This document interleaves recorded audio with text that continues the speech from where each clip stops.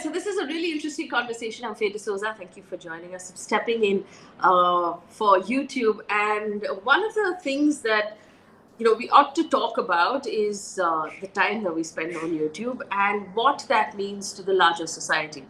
Now, YouTube is obviously looking at how they can turn the content into content that's more sensitive, more inclusive across the world. And it's interesting to find out what that means for India, for example. When we say we're going to create content that's more sensitive, more inclusive, more representative of the Indian population, how can a tech giant like YouTube make that happen? How can they work with creators to make that happen? And fundamentally, what does more inclusive mean? Especially for people like you and me who are consuming the content on the other end. Is this something that we can contribute to? If we find something that, according to us, is not inclusive, is YouTube going to listen? Are these changes that we can action also as consumers of content? And obviously, we'll talk to a couple of really cool creators as well.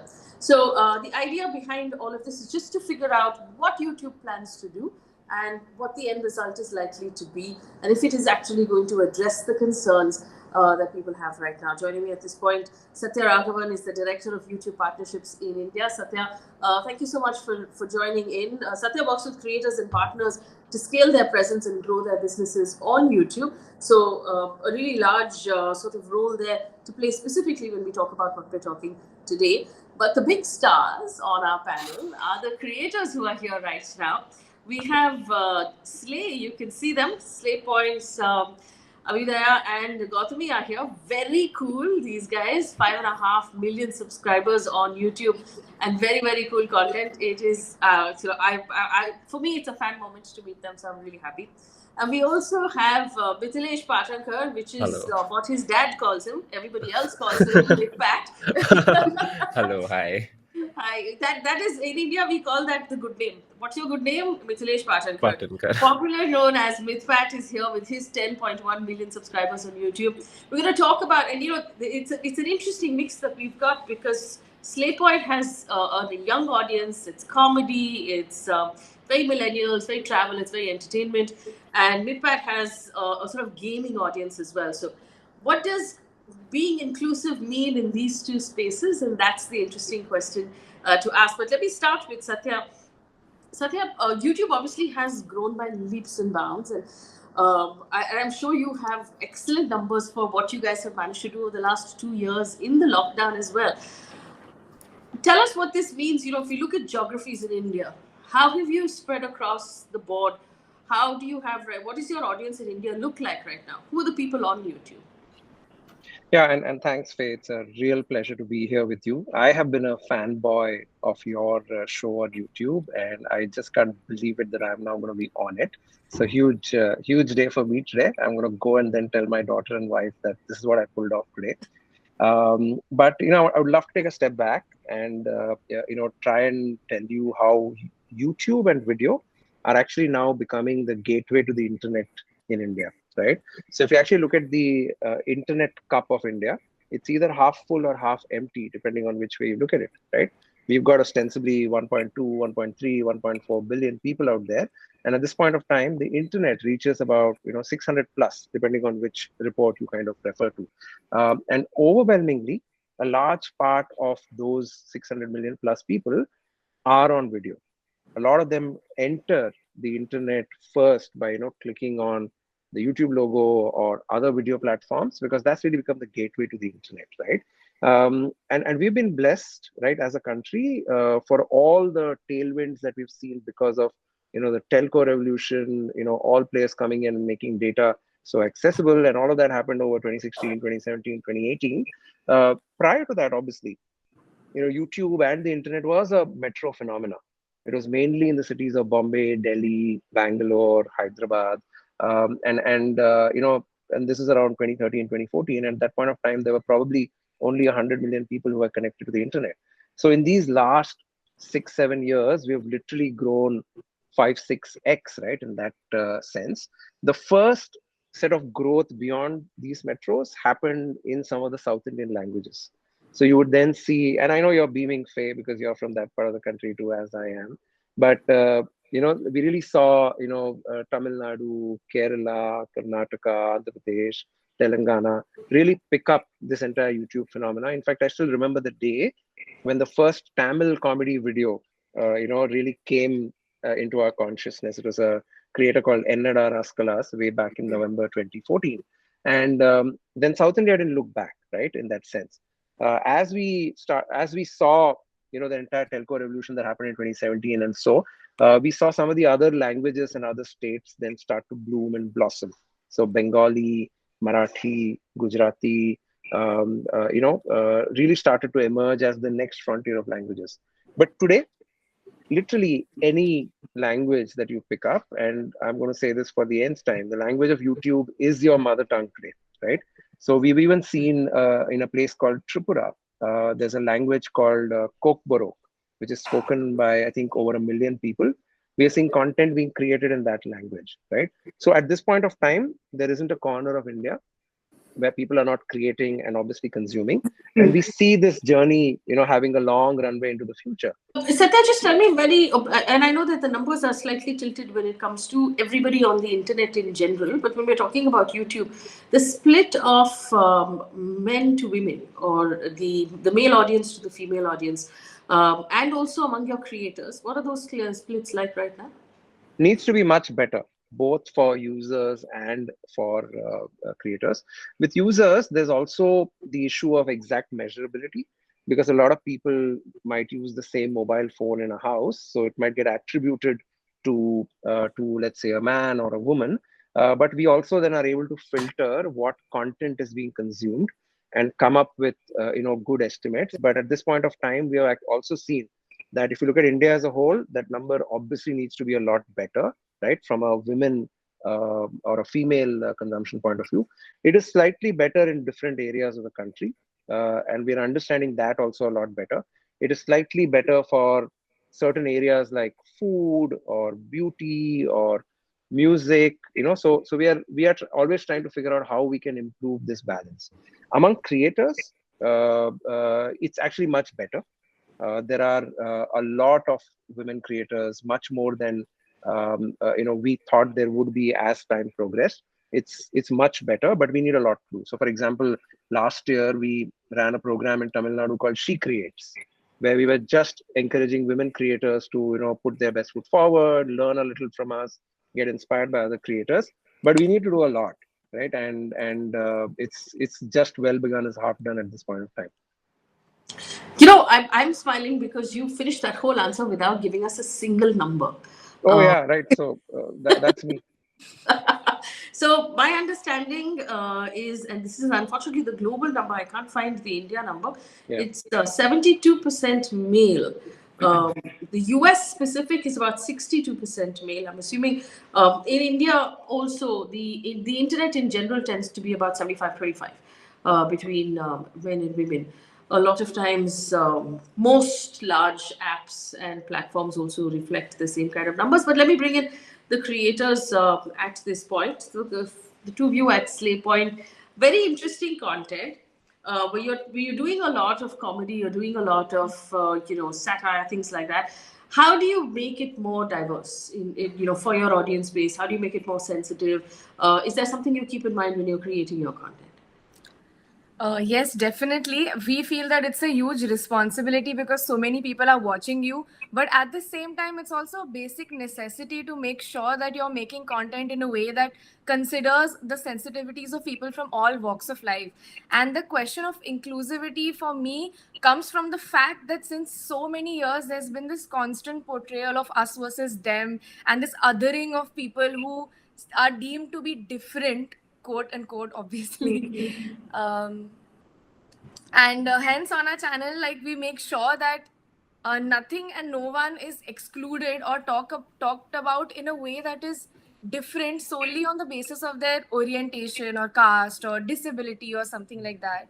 And also we make sure that on our channel we don't fall for the classic trope of making minorities the butt of our jokes. We feel that comedy should never be at the expense of someone's identity. So that's something that we always keep in mind. It's actually really nice to hear. Mythpat, same question to you. How can you make content about video games, for example, and gaming more inclusive? I think basically as a creator grows, I think he has to become more sensitive towards all these things. And I also want to mention this one thing that I think I've spoken about. We have discussed about this. I've discussed with Slayy also, that I think YouTube is the only platform who actually, like all these initiatives like Create with Care and all that. I think YouTube is one of the very few platforms who actually take these initiatives. And I think initially, like even when I started making gaming videos, probably even I have made some mistakes here and there. I think I have. So now when I make videos, I try not to repeat the same mistakes which I've done in the past. And I've ensured that at least in the edit, I remove those jokes. If I've made those jokes, I try to remove those jokes. And I've definitely started being more sensitive towards the audience. Mythpat, because you do so much live and your lives are so long, lives, especially on YouTube, have a tendency to be very informal, right? So Yeah. you wind up, maybe not on purpose, there might be a little bit of swearing. A lot of the, this is something that a lot of young people are now starting to figure out, including myself, that a lot of the curse words in India, the vernacular language curse words, have a casteist or there is a tinge to it that's not just about swearing. Is that something that you're consciously trying not to do? Is that something you're figuring out? So actually, I make dedicated videos more compared to live streams. But every time I've done a live stream, my audience knows this. Like I've spoken it live that guys, I'm too scared to do this live stream, because it's like I do a live stream like once in 2 months or something, and at that time I have to be like completely prepared. Ki main kuch galat na bola. I don't have to say anything wrong. And this has happened with me. And this was also a point I wanted to say, that for someone like me, I can ensure like I don't make a mistake in the edit. But for live streamers, and I think YouTube, especially the gaming, YouTube India gaming is full of live streamers more compared to content creators like me. So like they have to be like really careful with what they say. And to be honest, I see a lot of streamers making mistakes in especially in India, the gaming creators. So that's something they need to take care about. So actually, Satya, is there, I know that on the back end, YouTube is doing a lot to sort of clean up the system from contents that might be misogynistic or might be casteist or might be offensive to, either sexual or religious minorities. How does that work on the back end? Is that, because it's one thing is to create and be mindful when you're creating, like both of our creators have just said, but there's a lot of content on YouTube. Who looks through it, and how do you clean it up? Yeah, and Faye, fundamental to that are our community guidelines, right? At this point of time, there are 21 community guidelines, and even they are constantly evolving, constantly reviewed. As we understand, audiences will change, more languages will come on, so we need to constantly keep those updated as well, right? So fundamental to the way we work are our community guidelines, right? So for example, when Mythpat and you talked about swearing and vulgar language, that there is a community guideline on vulgar language, and for that, we are also aware that context is actually more important, right? A word used in a certain context is actually offensive. A word used in a different context need not be, right? In that sense, so those are the ways in which we build our community guidelines grounds up. Fundamental to how we then take action and enforce is our heavy investment in what we call our 4R framework. One of the pillars of that is reduce bad content, and a lot of that actually happens through using AI and ML technologies. And almost 99% of the content that actually is taken away is actually taken away even before someone has seen that video, right? So if, for example, there is a piece of content that has ran afoul of our community guidelines, our AI and ML will 99% of the time take it away even before someone has seen a single view on that video, right? So that's the amount of safeguards that we built. And right on top and many layers above are all of you, right? So, whether it's our creators or whether it's our users or whether it's our partners, we are constantly relying on you to actually flag content that you feel offends your sensibilities. That's actually really well said. And I want to bring in Slayy here because it's one thing to be mindful of the content when you're putting it out and saying, "Hum kuch galat nahi karenge." But to go one step ahead of that is to say, I will create content that is inclusive, that tells stories about different sorts of people, that includes people in, the kind of stories or the kind of jokes or the kind of skits that we're going to write. Is that something you're doing? If you're on the Create with Care bandwagon at this point, what is your plan for content going forward? I think in the past we have made videos on topics such as India's obsession with fair skin, where we talked about all the ads that used to be made in the past and the things that people were ready to do just to look fair.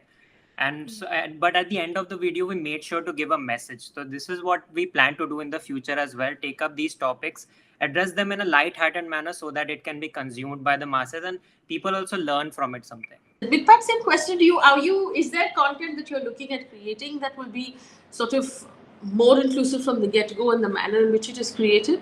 Is that something that you can do? I feel like from time to time I've been trying to, like, just the way Slayy Point mentioned, I've been trying to like include like good messages in my videos every now and then. So for example, like a very basic example, is not even like related to our today's topic, but even something like smoking for that matter. A lot of video games have this smoking feature in them. So whenever that happens in the videos, I ensure that, because I know that I have a young audience, I ensure that I tell them that this is wrong, or I just skip that scene, something like that. So even I've been trying to like hashtag create with care. Satya, is there something YouTube is doing to bring in different kinds of creators to empower those who wouldn't? Like you gave us examples. For example, you said people in Tripura are creating. Is there something YouTube is doing to sort of, empower them to be able to create more, create better? Yeah, absolutely. And Faye, I'm really glad you asked me this question. I don't think you know this, but about 2.5 years ago, when you decided to come on YouTube, you actually sparked a little spark among all of us, right?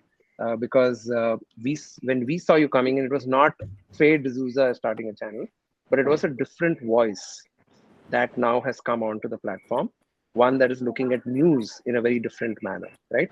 To us, that was very fundamental, because to us, that meant that we were one point up in our inclusivity index than we were before you came in, right? And the way YouTube works, Faye, is that one of you will then inspire many other people to do the same, right? So today, there are many more independent voices in the space of news because of what someone like you did, a few quarters ago in that sense, right? Since then, we've done a bunch of initiatives, not just in the news space, right? So we have a fund where we're helping journalists now do better on YouTube. We have a fund where we're helping independent digital newsrooms do better on YouTube.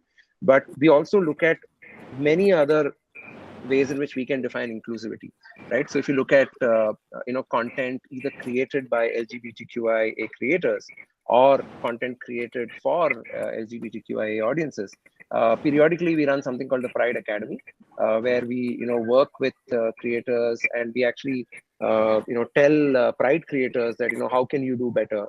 We hear them talk about their experiences, and we are able to then share that back with many other people. And a lot of those initiatives, and we have done a bunch of things even for in the disability space. We have done a bunch of things where we want to try and focus on audiences from a certain geography, like the northeast of India, or creators from the northeast of India. So we are trying a lot of these things, because ultimately all of that actually makes YouTube a more inclusive place, right? And that's how we work. We work in many different models, right? So there's a scaled way of working where we are working with many creators at the same time. We also work on a one-on-one basis with a few, where we're able to go a lot deeper with that creator. Those are some of the things that we're doing silently, subliminally, on the background, but on a daily basis. Right. This has been a really interesting conversation so far, but Satya, if we were to push the envelope a little further, so obviously there are those people who have access, and we're lucky enough to have access to lights. We have, even basic at our home, we'll have a decent phone camera that we could start with, and then after that, as you get stronger and more confident, you'll sort of build the equipment in order to be able to do better editing and things like that. But a large portion of our country just functions out of its phone, which is why, short sort of video does better, because it's easier to edit, it's easier to shoot and put out. Are you finding ways, and YouTube has seen this beautiful sort of movement where a lot of the cooking is coming out of our villages. There are these great, creators in the villages right now who are doing remarkably well. It's astounding. Are you going out into rural India to find those voices and to encourage them? Yes, we are. And the wind, or the second wind beneath all our wings, is actually short form video, which is literally like a 2-year-old phenomena. We launched YouTube Shorts about a year ago, and as a YouTube thing, we launched it in India first, fully recognizing, not just the presence of amazing short form video creators, but the sheer potential of that. So today, globally, we are seeing like 15 billion views on a daily basis through YouTube Shorts, which is nothing but someone just being able to press that little plus button at the bottom of the YouTube app and then start to create, whether they want to add some music or whether they want to add some filters. And we are constantly developing that. It's still in beta phase, but that has really allowed us to go to like the hinterland of India and discover creators, not just creators who might not be able to afford a camera or lights or whatever, but creators for whom expression is very different from what expression means to you. If I'm not mistaken, Faye, even you use a camera to shoot this particular thing that is going on, right? Like a phone or a camera phone in that sense. But for you, expression is very different. But for a whole lot of people, expression is totally different. For them, lip syncing is expression of their deepest desires in that sense, right? And I think short form video is doing that. YouTube Shorts is doing that. And as an ecosystem, there are so many short form video creators that even we are collaborating with to kind of grow that, because ultimately, everyone needs or deserves their 15 seconds of fame. And that's what is happening right now. All right, so this is now one round of questions for all of you. For people who are just getting started off, and what advice you'd give them. So, Slayy, tell us a little bit of how you guys got started, and what advice you would give someone who's in that spot now. Is like, "Kare ki nahi kare? Should we start doing something on YouTube?" What would you tell them? People constantly ask us, is this the best time to start? Is this the time where if I start, I will boom? Where I would come in and say that there is no best time and every time is the best time if you are ready to do it. Back when we started, the geo revolution on the internet had not happened. So people used to think that was the golden age. Then when Geo came about and so many creators came up, people used to think that is the golden age. Now there is so much competition around, so people are scared to start. But there are still so many unique voices coming up, and that too from the interiors of India. And they are doing so much better than people who used to do good on this platform like 5 or 10 years ago. So it's never a bad time to start. When we started, we really did not know how to create content. So we figured along the way. So my suggestion always is that start. Once you know how to use a camera, then will you understand what features do you actually want from a camera, and then you can go and buy something that you want. Once you start making videos, you will understand what type of content you can make. Can you even talk in front of a camera? It took us 1 year to figure that out for ourselves, and then we started making the content that we make today. You just have to start. Yeah, it's a step-by-step journey. I think a lot of people just overthink it too much, that okay, I need to have this camera, I need to have this mic. They compare themselves to people who are already there on 1 million subscribers. I think you shouldn't do that. You should start from the basics and then learn yourself. I think while you're at your 10th video, by the time you're there, I think you'll figure it out. Mythpat, what's your advice to people? The same, like there's never a bad time to start actually YouTube. When I started on YouTube, I used to YouTube this, that is 2020 or 2019 a good time to start a YouTube channel? But the thing is, like, if you have that thing in you, like if you feel like you can make really good content, and I think you should start. And all these equipments and all these things don't really matter in the start. Like when I started off, I didn't even show my face till I was 500k subscribers. So I did a face reveal at 500k subscribers. So I did not really have a camera or anything till 500k subscribers. So what I used to do, like what I keep telling even the young audience that follows me, is that when I was in my 8th standard, 9th standard, at that time, basically I learned editing and all these things. I got into this content creation, even the most basic things. Like I used to make like happy birthday videos for my mom and all that and stuff like that. Very small. I used to make videos like, agar mere haath se, like from my hand, agar Spider-Man ka web zaya. I should make such videos at that time. So I think that thing which I made in 8th standard helped me right now to kickstart my journey on YouTube. So I think it's if you have that thing in you, you really want to make content, and I think Shorts is a very good way for people to start making content. And I think even the newer creators, like the big creators right now, are making their own short channels right now, because honestly, the potential of Shorts in India is huge. Even as Satya mentioned, especially the rural उधर तक जब shorts जाएंगे, when everybody, because everybody has access to phones, that's the power that we have in India. That's why even in gaming, in India, if you go to the abroad gaming is very popular on PC consoles and all that, but in India gaming is popular on mobile devices. So that's the reason for that, because we have mobile phones in India. So yeah. That's actually really well said. So effectively, if you're watching and if you're someone who wants to get started, irrespective of who you are, where you live, as long as you have a phone and some sort of internet connection, you can get started. I want to thank my panel for coming in on this whole idea of create with care. It's and specifically for the YouTube audience, for you watching at home, you don't have to, unlike television, on YouTube, you don't feel helpless as a consumer of the content. You can actually do something about it if you find that the content that you're watching is not inclusive or it's offensive to a particular group of people or to you, for example.